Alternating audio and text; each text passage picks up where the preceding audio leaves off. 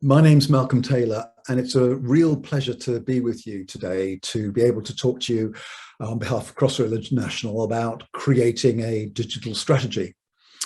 My background is that I'm a chartered professional engineer. I've been involved in design and construction, mainly of railways, for over 40 years in various places around the world. And for over 10 years, I had the privilege of being head of technical information at Crossrail, which at the time was the Europe's and UK's largest infrastructure project. And it was there that we developed the technologies and the processes for enabling the project to become a truly digital project.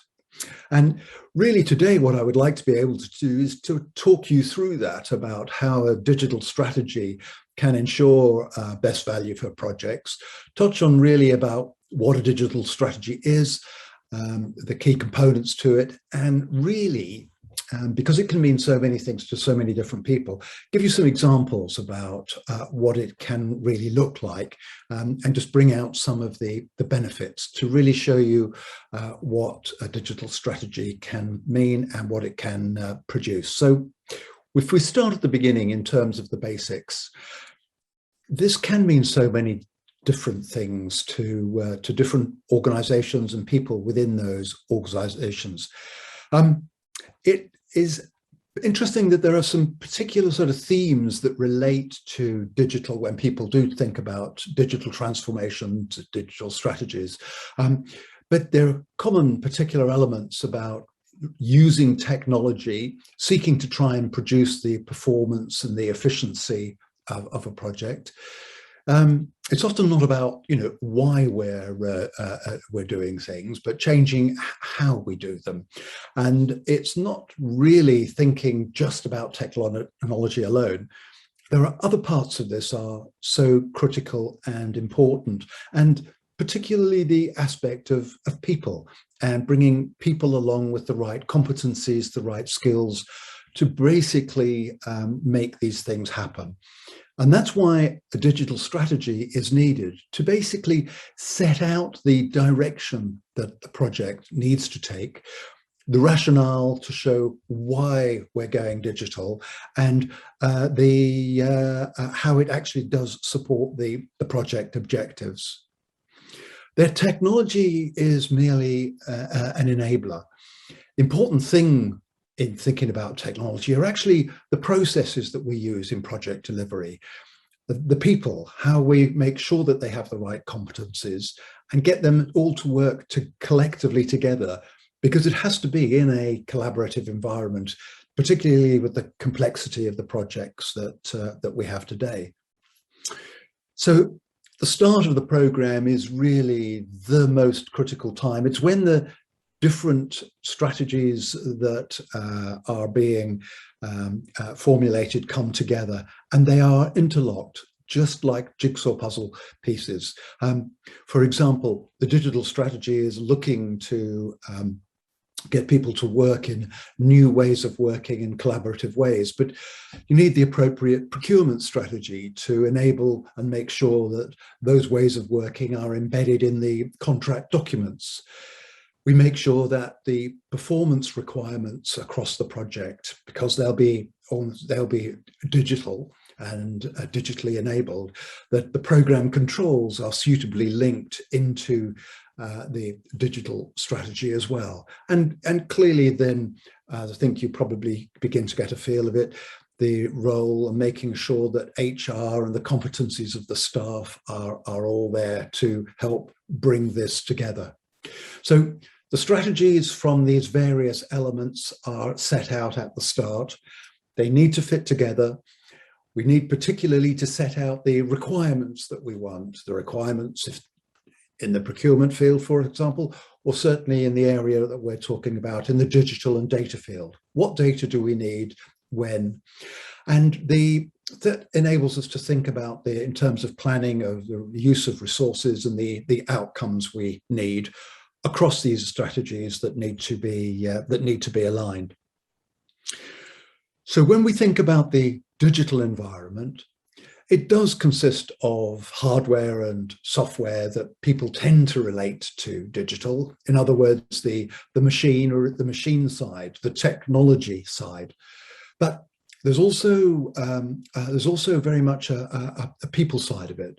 The people who need to be supported, need to have the appropriate capability, need to be working in the right new modern processes and ways of working, so that the data and information that's being created has all the various components about being secure and timely, accurate and as precise as we need it when.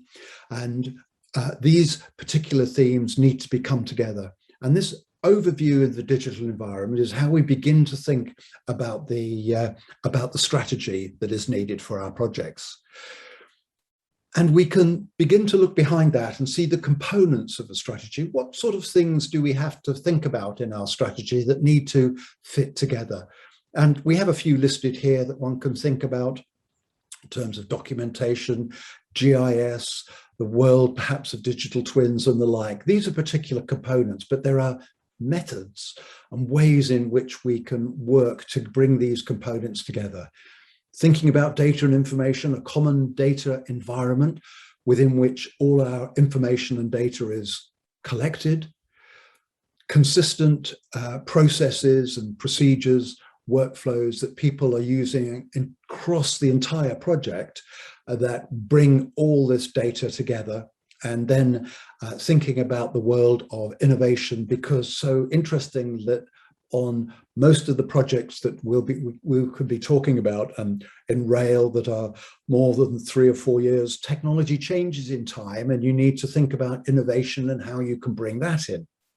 So together with the collaboration and training back to the people side, these sorts of things then come together to actually generate the outcomes that we see come from digital strategies in terms of the improved performance, improved efficiencies that we can get, particularly the ability to be more sustainable, far more focused on the carbon issues by creating and beginning to think about sustainability and information required for our decision making for taking our projects forward. So our common data environment, our ways of working, can capture these processes in a digital way. So that just kind of sets the scene about what a digital strategy can look like and the various components. So I just want to now give you a little bit of a flavor about what this can actually look like in real terms. The Crossrail contract is a $25 billion US project in London. And it had over 100 different types of contracts that needed to fit together. Again, a little bit like jigsaw puzzle pieces, but they all needed information to work together and to collaborate and share across the different types of projects. So there's and data and information is that common language that that actually fits these, joins these contracts together. The information and data on these projects can come from all sorts of places, all sorts of types of information, structured and unstructured, spatial, non-graphical, all sorts of different types of data. And in a project, it can be, calculations, drawings, models, surveys, visualizations. So there are many forms and shapes and types of data. And we have to think about that at the start of the project. We have to think about what the data is actually going to be used for, both during the delivery of the contract and at the world of operation and maintenance, because most of the information that the operators and maintainers use is going to be created during our design and delivery phase. So it's important that we create and capture the information that operation and maintenance are going to need, which is why we need to define the end game of think about why we're going to use information. We define and think about the common data environment where we're going to save and store the information, and then leverage technology, use all sorts of things like master data management, relational databases, and other sorts of ways, maybe data warehousing, other techniques in which we can capture, manipulate, and analyze and really maximize the use of data and treating it as a valuable resource. That requires us to get I would call the DNA of data right in the first place. It's actually one of the things that our experience, a lot of clients miss. They go straight to thinking about technology and software. Getting these foundations about the right data classifications, the right data structure, the right breakdown structures for assets and work breakdown structures, getting getting the DNA and data structure in place at the beginning goes an absolute enormous way to becoming a really efficient digital project. And this is a very easy thing to do. It just requires a little bit of discipline and understanding about what information is needed and how you can make sure that you start off the projects in the right way. And I give an example here of just starting off with a simple document numbering system that stays with the project through its entire life into operation and maintenance. Getting DNA and start is really important. The place in which we can share and manage our information is also critically important. A common data environment that in an old world, everybody used to have copies of everything. Different organizations would have their own copy of the bits and pieces of information. In this new digital world, there is only one centralized place where we go and collaborate, work together, and collect and share our information.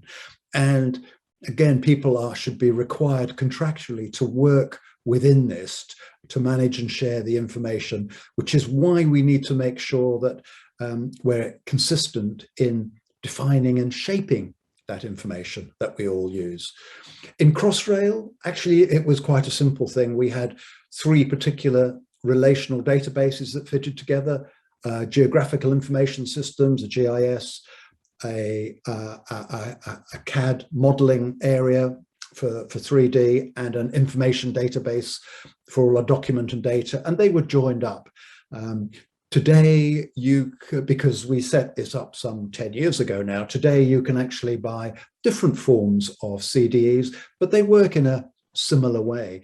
But one of the key things for our digital projects is actually to undertake the processes in project delivery using workflows within your common data environment.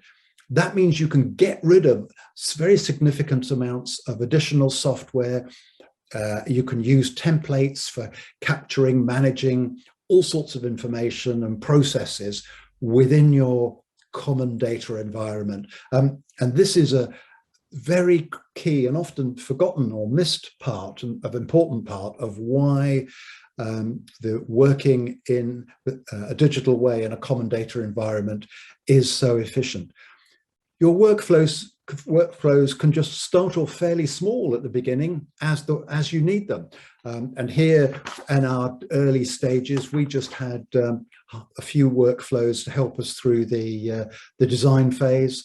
And as we got into construction with $500 million US dollar contracts, we were all using, and we had 4 or 5 of those, all using the same workflows, all working within our common data environment where information was collected and stored and managed effectively, which was great because you could then very easily compare one contract to another. The benefits of all of this, apart from the single source of truth and decision-making, there was no wastage of information across the various life cycle stages, but commercially and in terms of cash, it made huge impact in terms of the savings to the project by working in this digital way with creating a common data environment.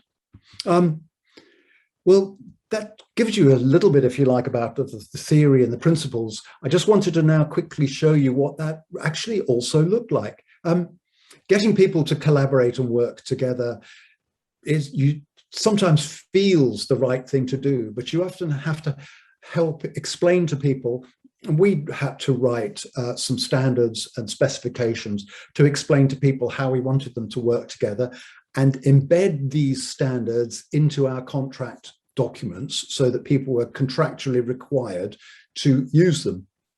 Today, there are all sorts of standards, ISO standards, 19650, a whole number of different standards that can be used, but they do help define and help shape. So as a client, you don't have to go into thinking of the detail yourself. You can use these standards to help you and put into your contract documentation to help shape the digital environment that you want to create. We often think about our 3D models, and they're particularly important, but 3D has been around for 30 years. It's not what I would call just being digital. This is about digital design in 3D. It's about space management. It's about allocating space to different organizations and disciplines, and then managing those interfaces effectively, requiring contractually that everybody does regular updates of their model and clash detections and the like.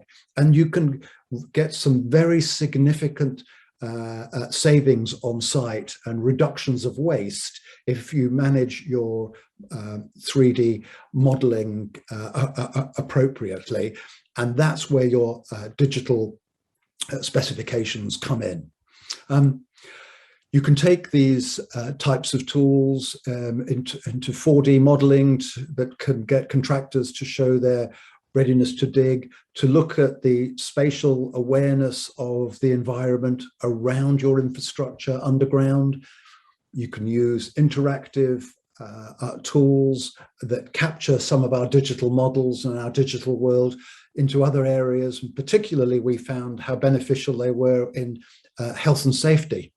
And in things like also augmented reality, where we could overlay models across visual pictures of the existing site conditions so people could visualize the models. And actually also, again, on tablets, creating using game technology to create images of our stations where people could walk through to fully understand what we were going to create. Particularly important was bringing mobile technology onto site so we could do verification of data so that our engineers on site could use tablets and interact into our common data environment for storing and managing information, and even taking a GIS, having a mobile geographical information system on site, so you could collect and see on site huge amount of background information onto your tablet.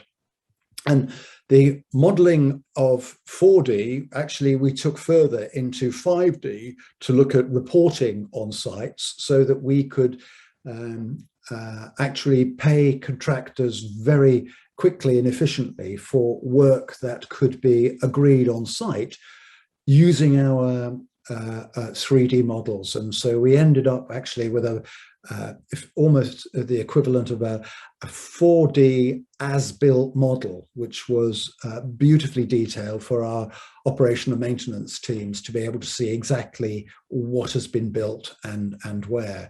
Took a little bit of time to get this right, but the benefits were very, very significant, both to the contractors and to us as a client in terms of savings.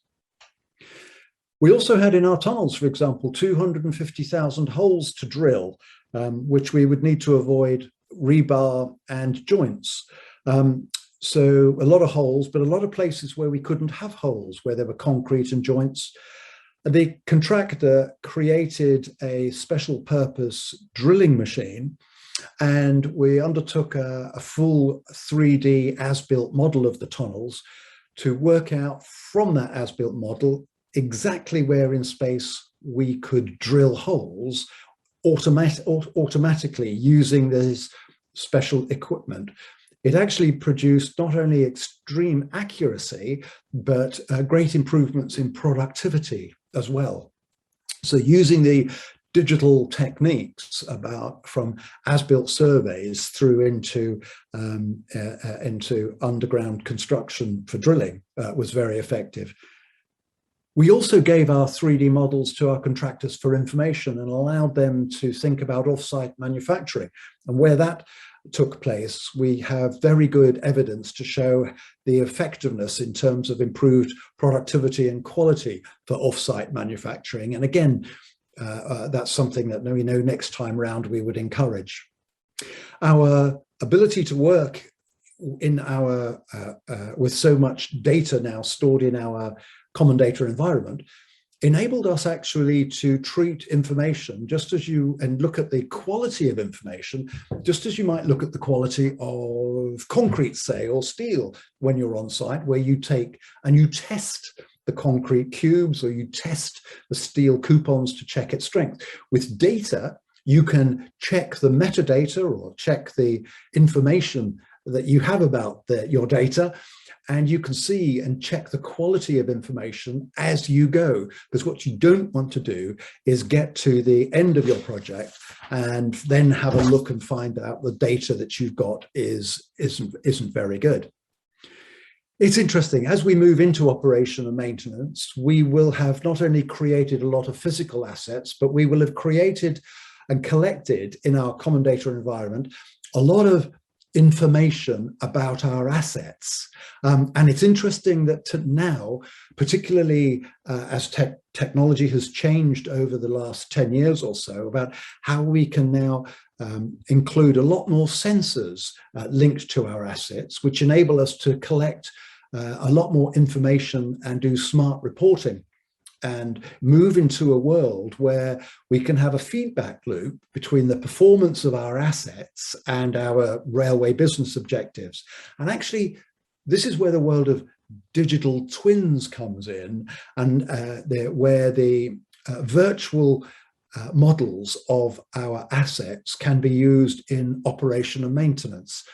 And again, if as a client you want to try and capture some of the really good benefits that the world of digital twins will give you, you have to think about that at the beginning of your project. You have to think about that at the start, because it's your supply chain that provides you with all of the information and the actual physical components of the digital twins. So in making it happen, you have to think about them at the start. The digital twin concept is very powerful, where the digital twin is trying to actually mimic and think about what is happening to your assets. And it enables you as a client to be far smarter in terms of prediction and potential performance of your assets, and enable you to control things in a much smarter way. And so this is where we're going at the moment in many infrastructure projects around the world. But to get these digital twins and these smart modern digital components to use, you need to think about the way in which you're going to bring it all into use. And really, in my closing moments, really thinking about how do we bring this all together. I've tried to sort of just touch on the components that you might have within a digital strategy, the sorts of things that you need when we're thinking about the types of information that we need, how we're going to bring that information together, where we're going to store it, how we're going to manage it. In that common data environment, and one of the key things is then thinking about these workflows, which is the way in which you can get some great efficiencies about bringing standardized information across all of your contracts together. And again, how you can get all sorts of other benefits in the world of 4D and 5D.